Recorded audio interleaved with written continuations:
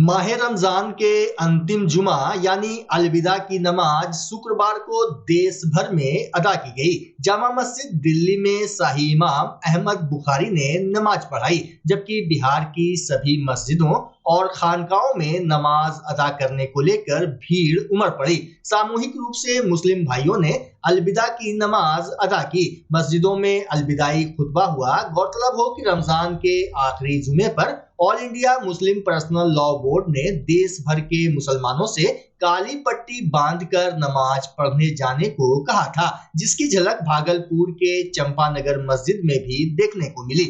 यहाँ लगभग सभी नमाजी अपने हाथों पर काली पट्टी बांधकर माह रमजान के अंतिम जुमा की नमाज अदा करने पहुंचे थे। दरअसल all India Muslim personal law board ने वक्फ संशोधन बिल 2024 के विरोध में यह अपील की है। इधर भागलपुर जिले के विभिन्न मोहल्लों में आज माह रमजान के चौथे जुमा की नमाज पढ़ने के लिए लोगों की भीड़ लगी रही। नमाज जुमा में शामिल होने को लेकर मुस्लिम समुदाय के लोग दिन के 12 बजे से ही मस्जिद पहुंचने लगे थे। तेज धूप और गर्मी होने के बावजूद नमाजी मस्जिदों में नमाज अदा करने पहुंचे। नमाज जुमा अदा करने के पूर्व उपस्थित नमाजियों के बीच तकरीर करते हुए मस्जिदों के इमाम ने कहा कि आज बरकतों का महीना हमसे विदा हो रहा है। मौलाना ने बताया कि रमजान की फजीलत तमाम महीनों से ज्यादा है। बताया गया कि आज रमजानुल मुबारक का 27वां रोजा है। वहीं कड़ी धूप और तपती गर्मी के बीच तातारपुर मस्जिद के बाहर सैकड़ों की संख्या में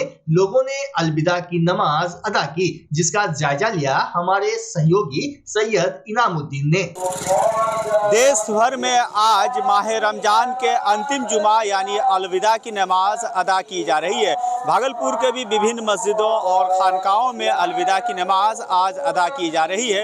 इस वक्त हमारी मौजूदगी है भागलपुर के तातारपुर चौक पर और आप कैमरे के पीछे देख सकते हैं कि हजारों की संख्या में नमाजियों की भीड़ यहाँ पर उमड़ी है और काफ़ी सुरक्षा घेरे के बीच यह नमाज जो है तो यहाँ पर अदा की जा रही है। पुलिस प्रशासन की व्यवस्था की गई है, ट्रैफिक पुलिस के जवान यहाँ पर मौजूद है और नमाजी काफ़ी संख्या में आज अलविदा की नमाज अदा करने के लिए पहुँचे हैं और अलविदा की नमाज भागलपुर में अदा की जा रही है।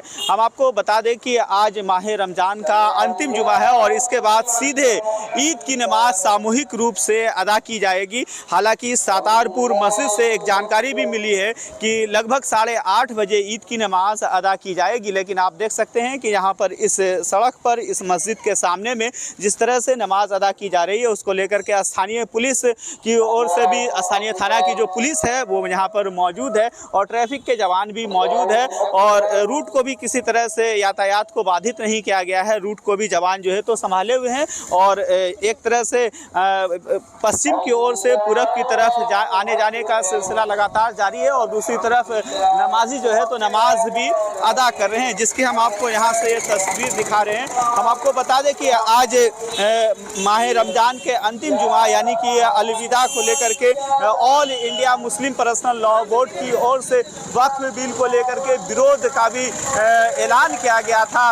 एक इश्तेहार जारी किया गया था जिसमें कहा गया था कि सभी नमाजी अपने दाएं हाथ पर काली पट्टी बांध करके विरोध करेंगे वक्फ बिल का और यह सामूहिक रूप से और कहीं ना कहीं देश भर में हजारों की संख्या में मुसलमान इस वक्फ बिल का भी विरोध कर रहे हैं और आज अलविदाई खुतबा के साथ यह नमाज जो है तो अदा की जा रही है और इस तरह से विभिन्न खानकाहों में भागलपुर के विभिन्न मस्जिदों में अलविदा की नमाज को लेकर के तैयारी की जाती है। हम आपको बता दें कि लगभग 4 जुमा माह रमजान में पड़ता है और यह अंतिम जुमा है जिसे अलविदा भी कहा जाता है और इस अलविदा की नमाज के साथ माह रमजान का समापन होगा और 2 दिन या 3 दिन बाद चांद के अनुसार जो है तो ईद की फिर नमाज अदा की जाएगी और सामूहिक रूप से ईद की नमाज होगी। लेकिन हम आपको यह तस्वीर यहाँ से दिखा रहे हैं कि जो नमाजी है, जो रोजेदार है, वो काफ़ी संख्या में आज अलविदा की नमाज अदा करने के लिए पहुँचे हैं और इससे यह भी कहा जाता है कि कहीं ना कहीं ऐसे छोटी ईद के भी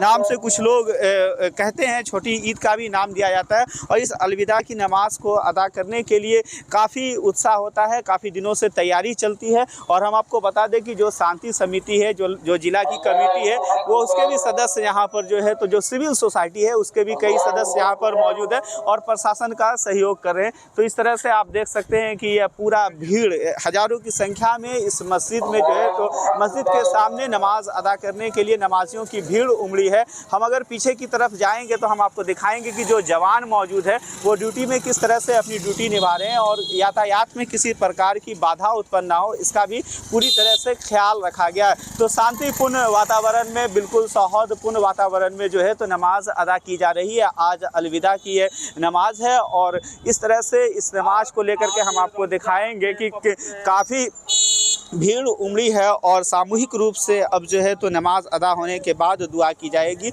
इधर माह रमजान के अंतिम जुमा होने पर मस्जिदों में बड़ी संख्या में नमाजी शामिल हुए। शाह मार्केट में खानकाए पीर दमड़िया के सज्जादा नसी सैयद शाह फखरे आलम हसन ने जुमा की नमाज पढ़ाई, जबकि खानकाए सहबाजिया में सज्जादा नसी सैयद शाह मोहम्मद इंतखाब आलम सहबाजी ने जुमा की नमाज पढ़ाई। साथ ही खानकाए सहबाजिया में कजाए उम्री की नमाज भी पढ़ाई गई। वहीं भीकनपुर जामा मस्जिद के इमाम कारी नसीम अहमद असरफी ने कहा कि आज के दिन का महत्व 70 जुमा के बराबर है। शहर के खानका आलिया सहबाजिया, खानकाए पीर दमड़िया, शाहजंगी ईदगाह, हबीबपुर, कबीरपुर जामा मस्जिद, सकरुल्ला चक, हुसैनाबाद, मुगलपुरा, काजी वली चक, खंजरपुर, भीकनपुर, बरहपुरा, इस्लाम नगर, गनीचक, मुजाहिदपुर, हुसैनपुर, उर्दू बाजार, चंपानगर मस्जिद समेत विभिन्न मस्जिदों में काफी संख्या में नमाजियों की भीड़ देखी गई। अधिकांश मस्जिदों में उलेमाओं ने अपनी तकरीर में ईद की नमाज अदा करने के पहले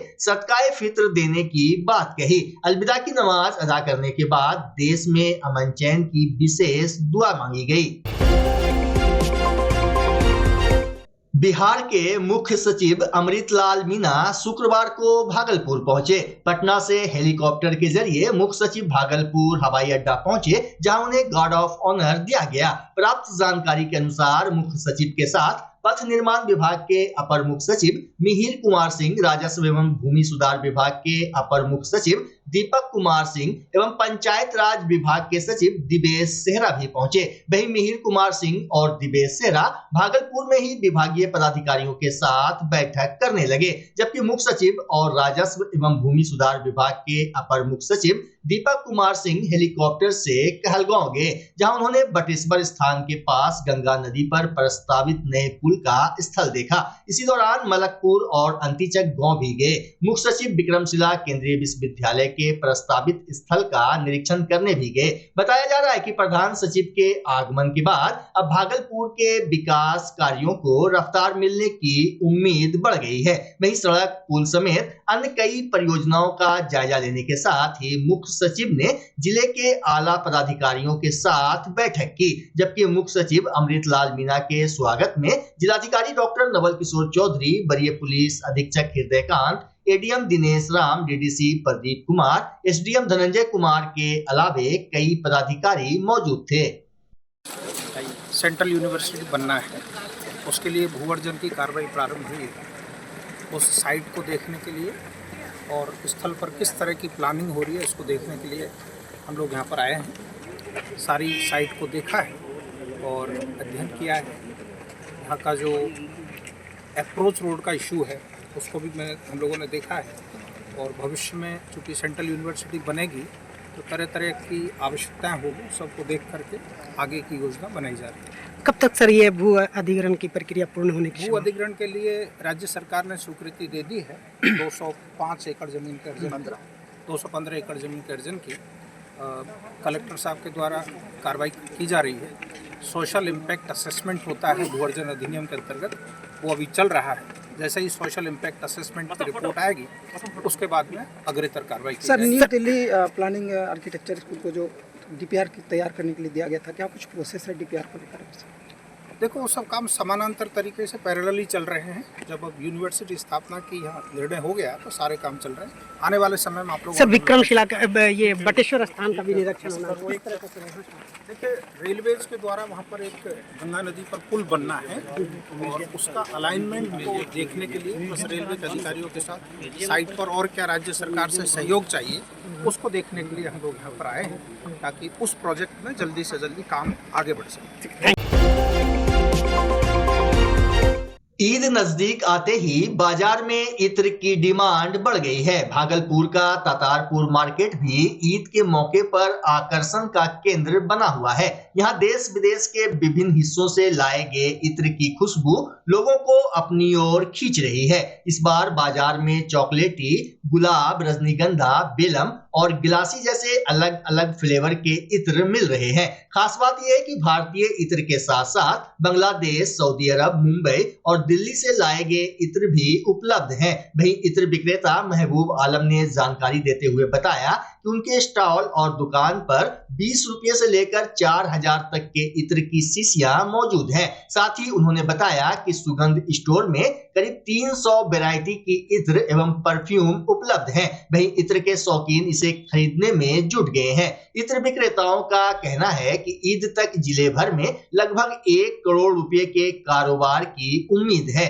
कुल मिलाकर यूं कहें कि सिल्क सिटी में ईद को लेकर इत्र का बाजार गुलजार है। इन इत्रों में पठान, रईस, जमजम, मुकल्लत, सिग्नेचर, जफीर, आमिर, फ्रांस, मजमुआ, कच्ची बेली, सुल्तान, व्हाइट मुस्क, हमसफर, कश्मीरी ऊद और अल-तैयबा इत्र की मांग सबसे ज्यादा है। तातारपुर चौक के समीप स्थित सुगंध स्टोर में सभी तरह के देसी विदेशी इत्र एवं परफ्यूम मिल रहे हैं। बड़ी संख्या में मुस्लिम समुदाय के लोग ईद को देखते हुए परफ्यूम की जगह इत्र को तरजीह दे रहे हैं। इत्र की दुकान देर रात तक इत्र के शौकीनों से गुलजार है। तातारपुर सुगंध स्टोर में सुबह से देर रात तक इत्र खरीदने वालों की भीड़ उमड़ रही है। दरअसल इस स्टोर में खुदरा और थोक इत्र एक ही दाम पर बिक रहे हैं। सुगंध स्टोर के प्रोप्राइटर महबूब आलम ने बताया कि उनके यहाँ सभी प्रकार के देसी विदेशी इत्र उपलब्ध हैं। उन्होंने कहा कि रमजान में लोग इत्र निजी इस्तेमाल के अलावा परिजनों और रिश्तेदारों को तोहफे में देने के लिए भी खरीदते हैं। दुकानदार की माने तो इस बार ईद के अवसर पर लोग सऊदी अरब, ईरान और दुबई से मंगाई गई इत्र को ज्यादा पसंद कर रहे हैं, जबकि पठान, रईस, फातिमा, सफेद मुस्क, बेलियम एवं अल-तैयबा की भी डिमांड है। इत्र कारोबारी महबूब आलम ने बताया कि सुगंध स्टोर से जो लोग 5 इत्र खरीद रहे हैं उन्हें एक सुरमा मुफ्त में दिया जा रहा है। गौरतलब हो कि ईद के मौके पर भागलपुर के तातारपुर में इत्र और अन्य सामान खरीदने के लिए दूसरे जिले से भी लोग आते हैं। वहीं ईद उल फित्र को लेकर लोगों का उत्साह चरम पर है। उमस भरी गर्मी के बावजूद बाजार इत्र की खुशबू से महक रहा है। देखिए, ये हमने जो सुगंध स्टोर हमारी दुकान का नाम है और इत्र होलसेलर एवं रिटेल यहाँ पर, तो हम 2005 में आए हैं तातारपुर चौक पर। और तातारपुर चौक पर मेरा सुगंध स्टोर जो तातारपुर चौक पर है, होटल आशियाना के सामने गली में, तो हम लोग हमेशा इत्र को इस तरह से हम लोग लाते हैं।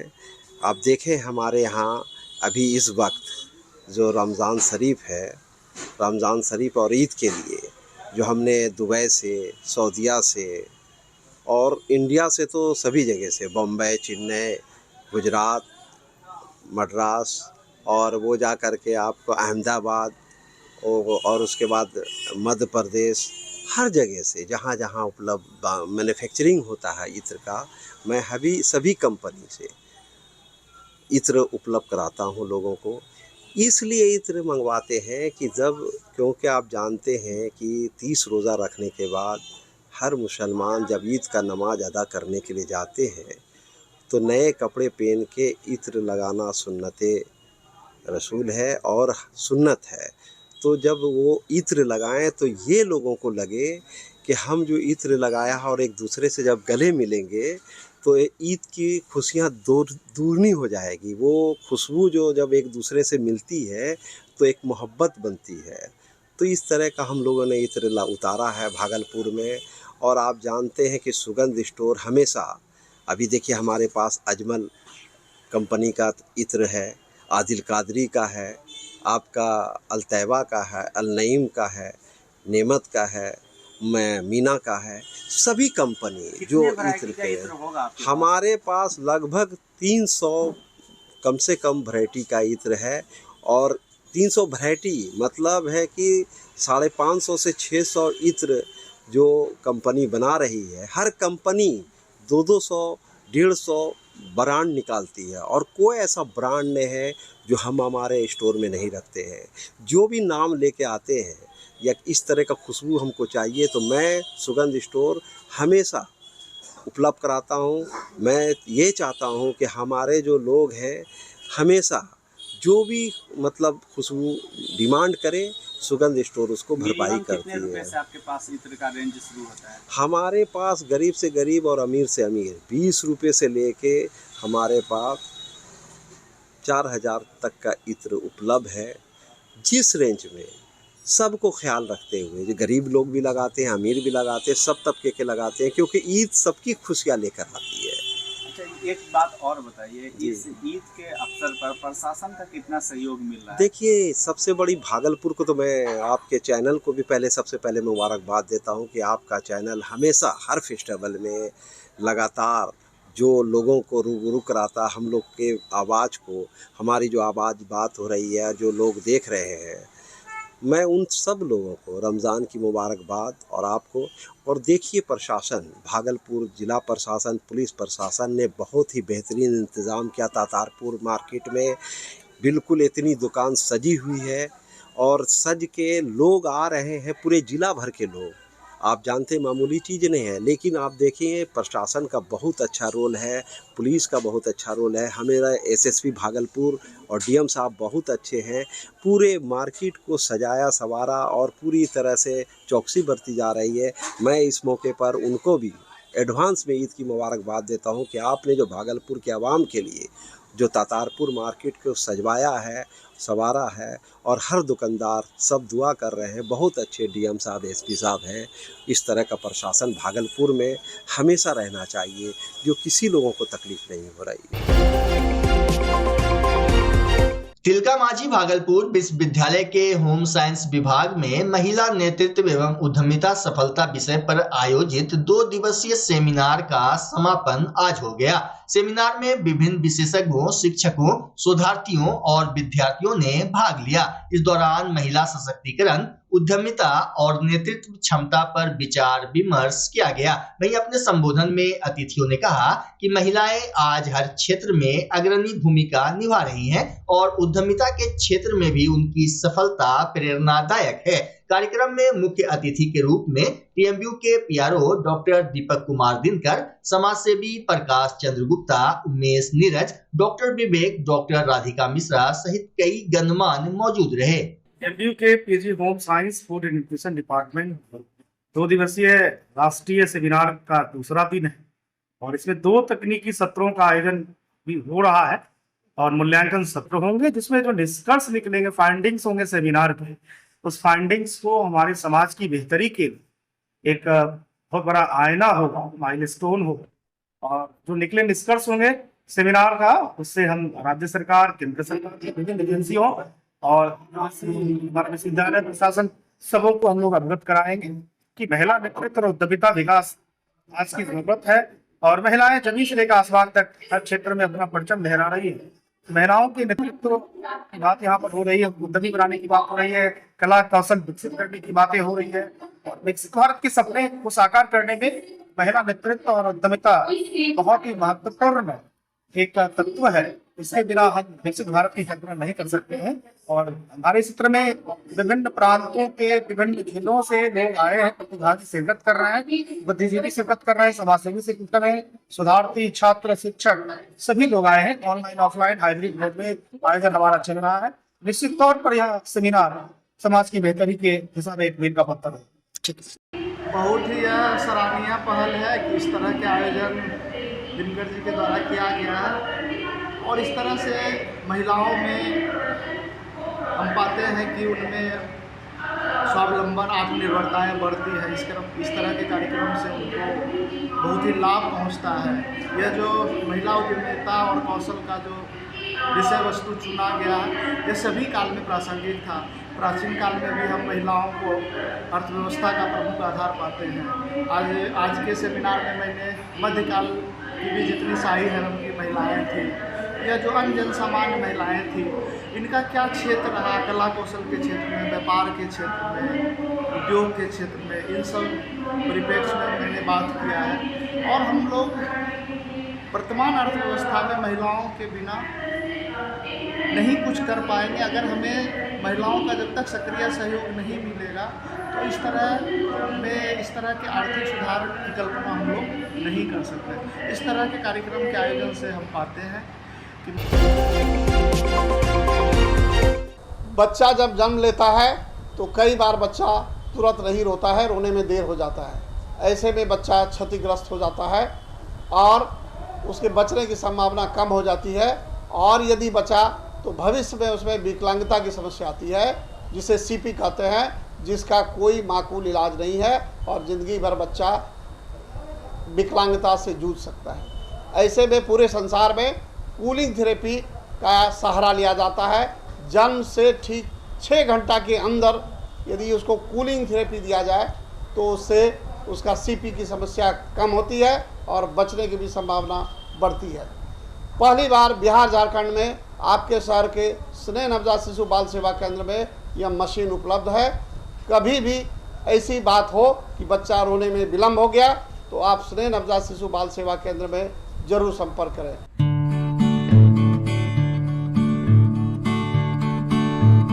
घर शिफ्ट करना हो या ऑफिस रीलोकेट करना हो, मेक माई शिफ्ट के साथ अपने सामान को सुरक्षित पहुंचाइए कहीं भी कभी भी। मेक माई शिफ्ट देते हैं residential and office relocation, long distance relocation, heavy machine shifting, packing and moving, international and intercity moving, car transportation जैसी ढेरों best services. Make my shift packers and movers. For bookings call 8298-181-018 या log on करें www.makemyshift.in।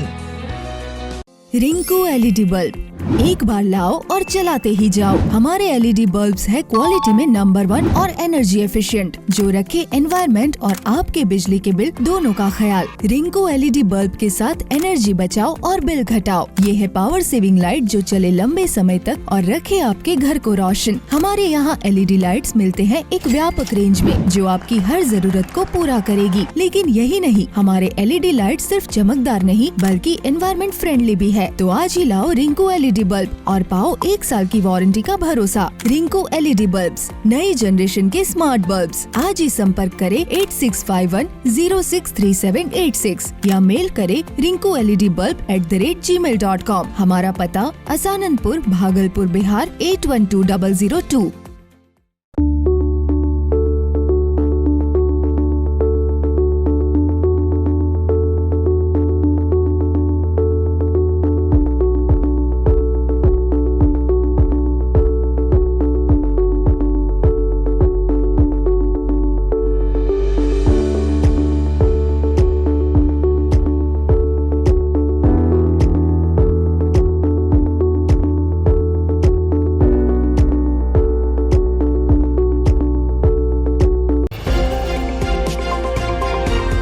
Vaishali जिला के पातेपुर प्रखंड मुख्यालय में शुक्रवार को जिला नियोजन पदाधिकारी के निर्देश पर security and intelligence service limited company के द्वारा सुरक्षा गार्ड बहाली को लेकर एक दिवसीय शिविर आयोजित किया गया। शिविर में क्षेत्र के बेरोजगार युवाओं द्वारा निबंधन कराया गया। वहीं कंपनी के भर्ती अधिकारी राहुल कुमार तिवारी ने बताया कि एसआईएस कंपनी के विभिन्न पदों के लिए कई युवकों द्वारा निबंधन कराया गया है। सभी युवकों को कंपनी द्वारा प्रशिक्षण दिया जाएगा। गौरतलब हो कि सुरक्षा गार्ड बहाली के लिए शिविर आयोजित होने की खबर मिलते ही आज बेरोजगार युवाओं की भीड़ लग गई। इस दौरान कंपनी के अधिकारी ने बहाली को लेकर नियम एवं शर्तों की जानकारी दी। वहीं भर्ती अधिकारी राहुल कुमार तिवारी ने बताया कि पातेपुर से 60-65 बेरोजगार युवकों का चयन किया जाएगा। ये देखिए, इसका आधार है सबसे पहले यह निःशुल्क कैंप जो कि नियोजनालय से परमिशन मिला है। वैशाली जिला के अंतर्गत जितने सारे ब्लॉक हैं सभी में कैंप लगाने और इसका चयन प्रक्रिया है। जो 4 से 5 पोस्ट हैं उसका क्राइटेरिया है। तो मैं 1 बाय 1 आपको बता दूं। सबसे पहले जीटीओ, शैक्षणिक योग्यता स्नातक पास, उम्र सीमा 21 से 40, ऊंचाई 170 सेंटीमीटर, वजन 60 से 90 किलो। सुरक्षा जवान 10वीं पास या 10वीं फेल, मार्कशीट होनी चाहिए। 19 से 40 वर्ष उम्र, 167.5 यानी 168 सेंटीमीटर हाइट, 56 से 90 किलो वजन। सुरक्षा सुपरवाइजर 12वीं पास, 21 से 40 वर्ष उम्र, 170 सेंटीमीटर हाइट, 56 से 90 किलो वजन। सीआईटी 12वीं पास, 18 से 40 उम्र, 165 सेंटीमीटर हाइट, 56 से 90 किलो वजन। और हमारा 5वां जो है ये SLV पोस्ट है, जो कि गार्ड का काम करता है, जो एक 65 है, बट उनके पास 10वां का मार्कशीट नहीं है, वो 10वां तक पढ़े लिखे नहीं, वो अगर 8वीं पास 9वीं पास भी हैं तो उनका चयन प्रक्रिया जो है उनका प्रक्रिया करके चयन किया जा सकता है सही इसमें। अभी तक कुल कितने पदों पर भर्ती हो चुकी है इस प्रखंड में? अभी यहाँ पे तो 2 से 3 पद के लिए नियुक्त किया जाना है, जो कि ज्वाइनिंग लेटर में तैयार कर रहा हूँ। और यहाँ पे जो हमारे क्राइटेरिया में आएंगे उनका डॉक्यूमेंट्स लेकर, और इस प्रकार का मैं ज्वाइनिंग लेटर है ये हमारा, ठीक है, जिसमें कि नाम, जिला का नाम, सारा कुछ मेंशन रहेगा, किस डेट में किस ब्लॉक में उनका सिलेक्शन किया गया और उनको किस डेट में रिपोर्टिंग करना है ट्रेनिंग के लिए।